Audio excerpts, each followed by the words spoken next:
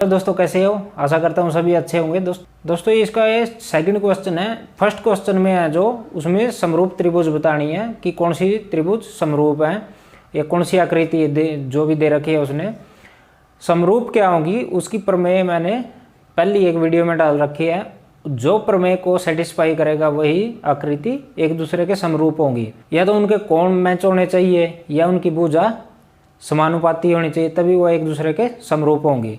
ठीक है, अभी हम इसमें सेकंड क्वेश्चन को देख लेते हैं। आकृति दे रखी है उसमें ओडीसी समरूप त्रिभुज ओबीए, ओडीसी और ओबीए ये दोनों एक दूसरे के समरूप हैं। ठीक है, सबसे पहले क्या दे रखे है हमारे पास, त्रिभुज ओडीसी समरूप है ओबीए के। तो हम अगर हमारे पास समरूप दे रखी है तो उनके कोण और भुजाएं कोण समान होंगे और भुजाएं समानुपाती होंगी। ठीक है, बीओसी 125 डिग्री का दे रखा है ये बीओसी, और इसमें कोण बीओसी बराबर है 125 डिग्री 70 डिग्री। हमारे पास बीडी एक रेखा दे रखी है, ये एक रेखा है, सिंपल रेखा है। अगर हम इस पे कोण बनाएंगे तो कितने का बनेगा, 180 डिग्री का। ठीक है, तो बीओडी पर हम कोण बनाएंगे तो क्या हो जाएगा, वो 180 डिग्री का। क्योंकि हमारे पास अगर हम ये वाला पूरा इसमें घुमा देंगे तो ये 360 डिग्री का होता है, और ये हाफ वृत्त में कितना हो जाएगा, 180 डिग्री। उसके बाद हमारे पास ये 125 दे रखा है। कोण बीओसी प्लस कोण डीओसी कितना हो जाएगा, 180 डिग्री। ठीक है, कोण डीओसी निकाल लेते हैं। ये हमारे पास 180 और बीओसी का मान क्या दे रखा है, 125 डिग्री। ठीक है, ये माइनस कर देंगे, हमारे पास कितना आ जाएगा, 55 डिग्री।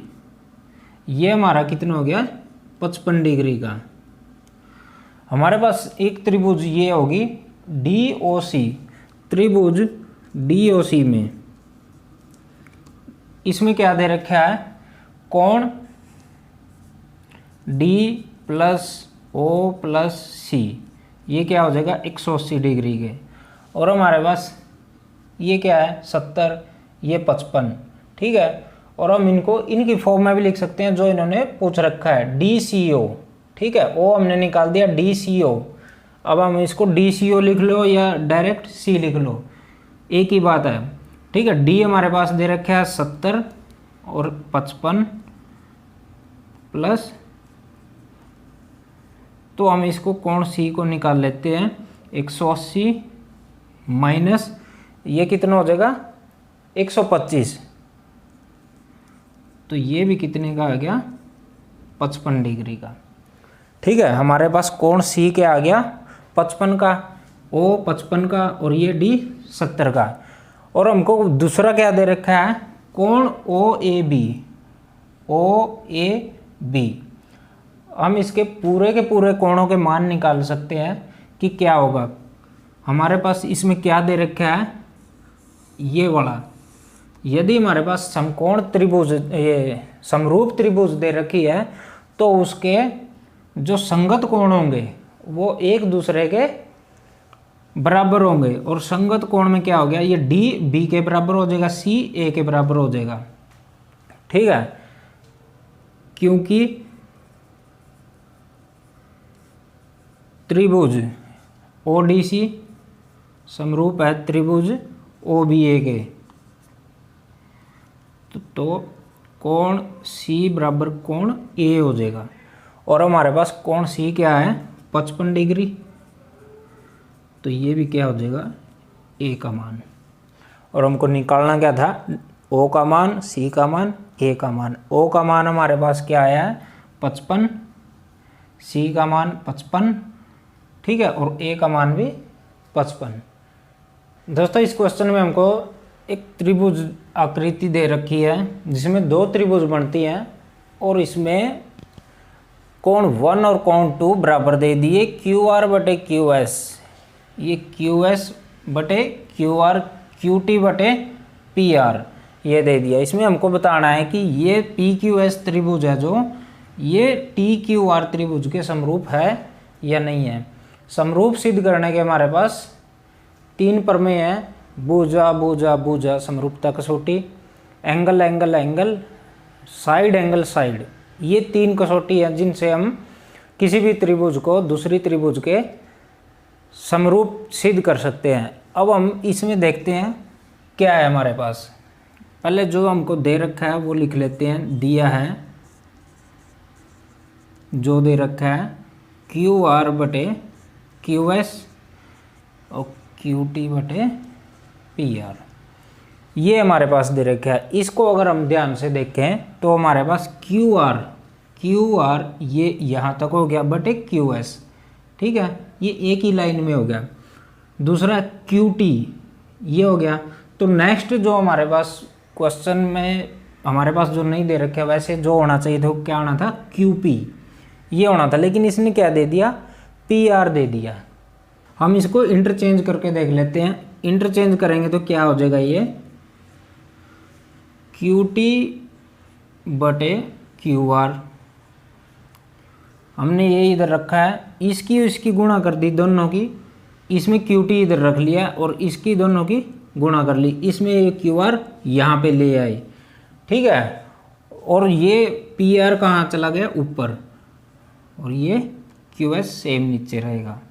उसके बाद हमारे पास दे रखे है कोण 1 बराबर है कोण 2 के।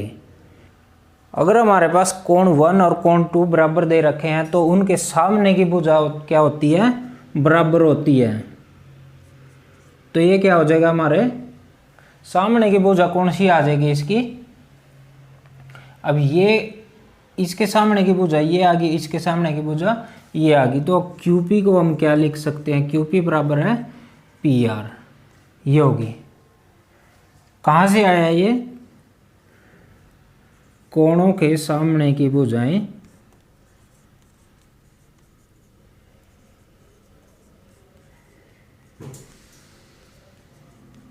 बराबर होती है।